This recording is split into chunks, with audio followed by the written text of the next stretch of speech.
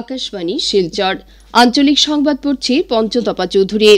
আজকের বিশেষ খবর হল রাজ্যপাল লক্ষণ প্রসাদ আচার্যের আজ 2024 সালের রাজ্যের সর্বোচ্চ অসামরিক সম্মান প্রদান। রাজ্যে আসন্ন পঞ্চায়েত নির্বাচনের জন্য আজ মনোনয়ন দাখিল প্রক্রিয়া আরম্ভ। বরাক উপত্যকায় মনোনয়নপত্র দাখিলের জন্য প্রশাসনের পক্ষ থেকে আজ আনুষ্ঠানিক বিজ্ঞপ্তি জারি। শিলচরের কাছে রামনগরের আন্তঃরাজ্য বাস টার্মিনাসের কাছে আজ সংঘটিত এক সড়ক দুর্ঘটনায় একটি শিশুসহ একজন মহিলার মৃত্যু, 4 জন গুরুতর আহত। এবং বরাক উপত্যকা ক্রীড়া সাংবাদিক সংস্থা বাক্সের 14th মিডিয়া ফেস্ট আগামী 9 এপ্রিল থেকে আরম্ভ। এবারে বিস্তারিত খবর।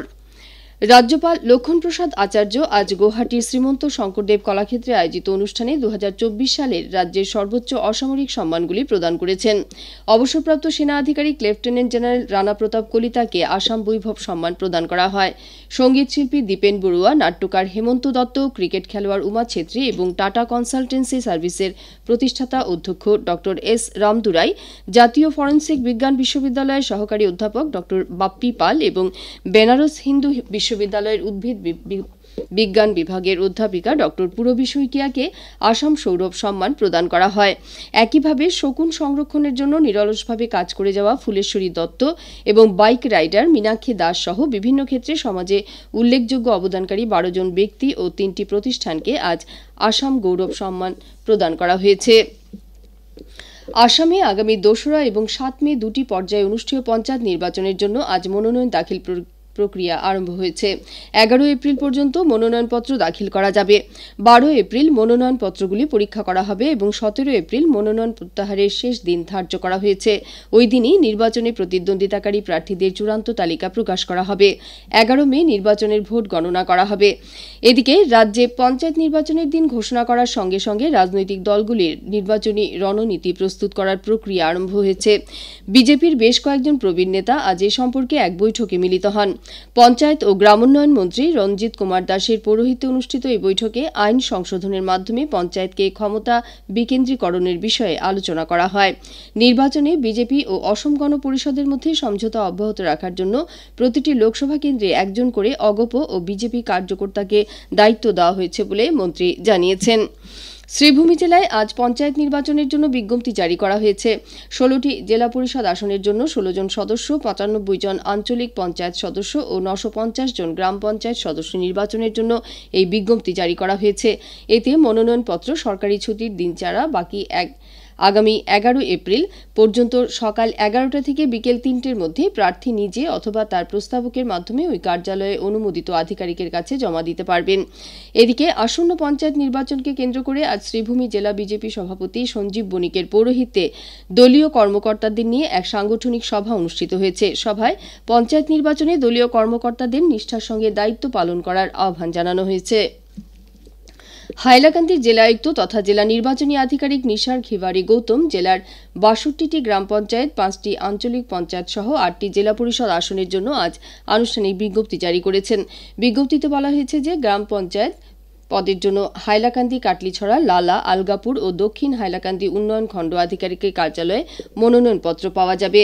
পরবর্তীতে নিজ নিজ উন্নয়ন খণ্ড কার্যালয়ে আগামী 11 এপ্রিল পর্যন্ত সরকারি বন্ধের দিন ছাড়া সকাল 11টা থেকে বিকেল 3টে পর্যন্ত প্রার্থী নিজে বা প্রস্তাবকের মাধ্যমে মনোনয়নপত্র জমা করতে পারবেন।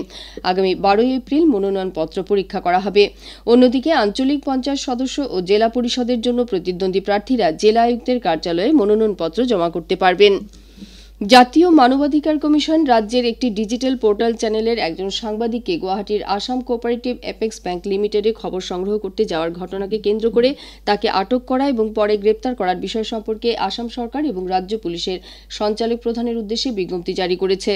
গত 25 মার্চ গুয়াহাটির ওই সাংবাদিক অ্যাপেক্স ব্যাংকটিতে আর্থিক অনিয়ম সংঘটিত হওয়ার অভিযোগ সম্পর্কে ব্যাংক কর্তৃপক্ষকে প্রশ্ন করার পর তাকে আটক করা হয়। তবে এই সাংবাদিককে পরে জামিনে মুক্তি দেওয়া হয়। মানবাধিকার কমিশনের আজ জারি করা এই বিজ্ঞপ্তিতে আসাম সরকার এবং রাজ্য পুলিশের সঞ্চালক প্রধানকে আগামী 4 সপ্তাহের মধ্যে এই সম্পর্কে বিস্তারিত প্রতিবেদন দাখিল করার নির্দেশ দেওয়া হয়েছে। মিজোরামের রাজ্যপাল অবসরপ্রাপ্ত জেনারেল বিজয় কুমার সিং বলেছেন যে ন্যাশনাল ক্যাডেট কর্পস জনসাধারণকে একটি উন্নত জীবনযাপনে সহযোগিতা করে। আজ আইজলের রাজভবনে ষষ্ঠ মিজো এনসিসি ক্যাডেটসের এক সংবর্ধনা অনুষ্ঠানে বক্তব্য রাখতে গিয়ে রাজ্যপাল শ্রী সিং একথা বলেন। রাজ্যপাল শ্রী সিং এনসিসি ক্যাডেটদের দেশ গঠনে এমনভাবে কাজ করতে বলেন যাতে অন্যরা অনুপ্রাণিত হয়ে এনসিসির সঙ্গে যুক্ত হতে পারেন। আজকে সংবর্ধনা অনুষ্ঠানে রাজ্যপাল শ্রী সিং 6 জন মিজো এনসিসি ক্যাডেটস, যার মধ্যে 4 জন পুরুষ ও 2 জন মহিলাকে উপহারস্বরূপ ট্যাবলেট প্রদান করেন। আকাশবাণী শিলচর কেন্দ্রের আঞ্চলিক সংবাদ এখন থেকে আমাদের ইউটিউব চ্যানেল এআইআর নিউজ শিলচরের মাধ্যমেও শোনা যাচ্ছে। এছাড়া আমাদের Facebook page all India radio news Silchar এবং এক্স হ্যান্ডেল @AIR_News_শিলচরের মাধ্যমেও এই সংবাদ শোনা যাবে। খবর প্রচারিত হচ্ছে আকাশবাণী শিলচর কেন্দ্র থেকে। শিলচরের কাছে রামনগর বাইপাসে আজ বিকেলে সংঘটিত এক সড়ক দুর্ঘটনায় মা ও শিশুর ঘটনাস্থলে মৃত্যু হয়েছে।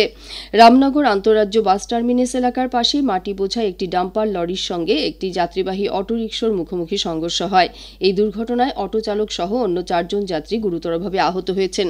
আমাদের সংবাদদাতা জানিয়েছেন যে তাদের আত্মীয়ের বাড়ি থেকে ঘুরে এসে শ্রীকোনার ডেইলি বাজার অঞ্চলে নিজেদের বাড়ি ফিরে যাওয়ার সময় এই দুর্ঘটনাটি ঘটে। মৃত মহিলা ও 7 বছরের শিশুপুত্রের মৃত্যু হওয়ার পাশাপাশি আরও একটি 7 বছরের ছেলে, 14 বছরের মেয়ে এবং অটো চালক সহ অপর একজন গুরুতরভাবে আহত হয়েছেন। দুর্ঘটনার পরই স্থানীয় লোকজন অ্যাম্বুলেন্সের ব্যবস্থা করে আহতদের শিলচর মেডিকেল কলেজে পাঠানোর ব্যবস্থা করেন। ঘটনার খবর পেয়ে কাছাড়ের অতিরিক্ত পুলিশ সুপার সুব্রত সেনের নেতৃত্বে পুলিশের একটি দল ঘটনাস্থলে ছুটে যান। এই ঘটনায় জড়িত গাড়ি চালককে গ্রেপ্তারের জন্য পুলিশ অভিযান অব্যাহত রেখেছে। 14 বছরের একটি নাবালিকাকে ধর্ষণ করার অভিযোগে হাইলাকান্দি পুলিশ আজ হাইলাকান্দি জেলার উজানকুপা গ্রামের এক যুবককে গ্রেপ্তার করেছে। তার বিরুদ্ধে পক্সো আইনের অধীনে মামলা দায়ের করে আদালতে পেশ করা হয়েছে বলে জেলার অতিরিক্ত পুলিশ সুপার সমীর দপ্তর বড়ুয়া জানিয়েছেন।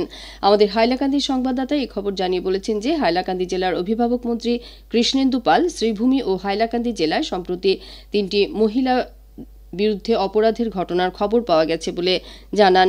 এসব ঘটনায় জড়িতদের পুলিশ ইতিমধ্যে গ্রেপ্তার করেছে এবং তাদের বিরুদ্ধে আইনি ব্যবস্থা নেওয়া হবে বলেও তিনি জানিয়েছেন।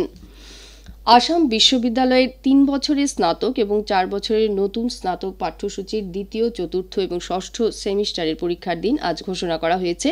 সে অনুসারে আগামী 29 এপ্রিল থেকে আগামী 30 মে পর্যন্ত বিভিন্ন শাখার পরীক্ষাগুলো অনুষ্ঠিত হবে। বিশ্ববিদ্যালয় অনুমোদিত মোট 63টি কলেজের বিজ্ঞান, কলা, বাণিজ্য, বিজনেস অ্যাডমিনিস্ট্রেশন এবং ভোকেশনাল বিভাগের প্রায় 65,000 ছাত্রছাত্রী এই পরীক্ষায় অবতীর্ণ হবে। সম্মিলিত লিখিত পরীক্ষা এবং আসাম ইলেকট্রিসিটি গ্রিড কর্পোরেশনের সহকারী হিসাবরক্ষক আধিকারিক পদের স্ক্রিনিং পরীক্ষার জন্য কাছাড় জেলা প্রশাসন কঠোর নিরাপত্তা ব্যবস্থা গ্রহণ করেছে।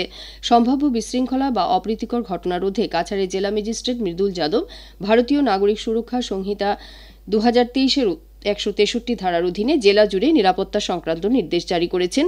সে অনুসারে সব নির্ধারিত পরীক্ষা কেন্দ্রের 100 মিটার ব্যাসার্ধের মধ্যে অনুমোদিত ব্যক্তি ছাড়া সকল ব্যক্তিদের প্রবেশ নিষিদ্ধ।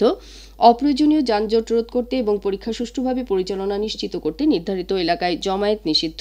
পরীক্ষা কেন্দ্রের আশেপাশে লাউডস্পিকার, সাউন্ড সিস্টেম এবং যে কোনো শব্দ উৎপন্নকারী সরঞ্জামের ব্যবহার নিষিদ্ধ করা সহ বেশ কিছু নির্দেশ কার্যকর হয়েছে। রাধামাধব কলেজের ইন্টারনাল কোয়ালিটি অ্যাসুরেন্স সেল IQAC-র নতুন চেয়ারম্যান ড অরুন্ধতী দত্ত চৌধুরীকে আজ কলেজ প্রাঙ্গণে আয়োজিত এক সভায় সংবর্ধনা জ্ঞাপন করা হয়েছে। সভায় বক্তব্য রাখেন প্রাক্তন অধ্যক্ষ ড দেবাশিস রায়, উপাধ্যক্ষ ড রাহুল চক্রবর্তী, IQAC-র কোঅর্ডিনেটর ও অ্যাসিস্ট্যান্ট কোঅর্ডিনেটর ড সোনালী চৌধুরী ও অরুণাভ ভট্টাচার্য প্রমুখ। বরাক উপত্যকা ক্রীড়া সাংবাদিক সংস্থা বাক্সের 14th মিডিয়া ক্রিকেট ফেস্ট আগামী 9 এপ্রিল আরম্ভ হচ্ছে। এই প্রতিযোগিতা আগামী 13 এপ্রিল পর্যন্ত চলবে। এবারের আসরে মোট 6টি দল অংশ নিচ্ছে। কাছাড় জেলা থেকে 4টি এবং শ্রীভূমি ও হাইলাকান্দি জেলা থেকে 1টি করে দল অংশ নেবে।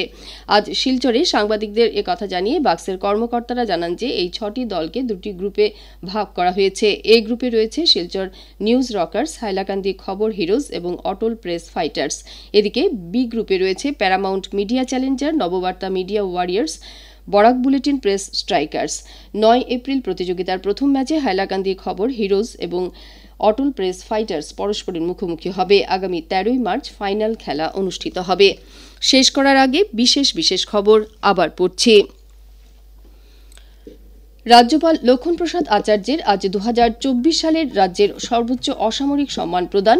রাজ্যে আসন্ন পঞ্চায়েত নির্বাচনের জন্য আজ মনোনয়ন দাখিল প্রক্রিয়া আরম্ভ। বরাক উপত্যকায় মনোনয়নপত্র দাখিলের জন্য প্রশাসনের পক্ষ থেকে আজ আনুষ্ঠানিক বিজ্ঞপ্তি জারি।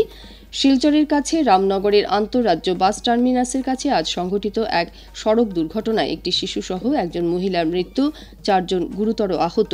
এবং বরাক উপত্যকা ক্রীড়া সাংবাদিক সংস্থা বাক্সের 14th মিডিয়া ফেস্ট আগামী 9 এপ্রিল থেকে আরম্ভ। আঞ্চলিক সংবাদ শেষ হল। পরবর্তী সংবাদ আগামীকাল সকাল 7:35 মিনিটে।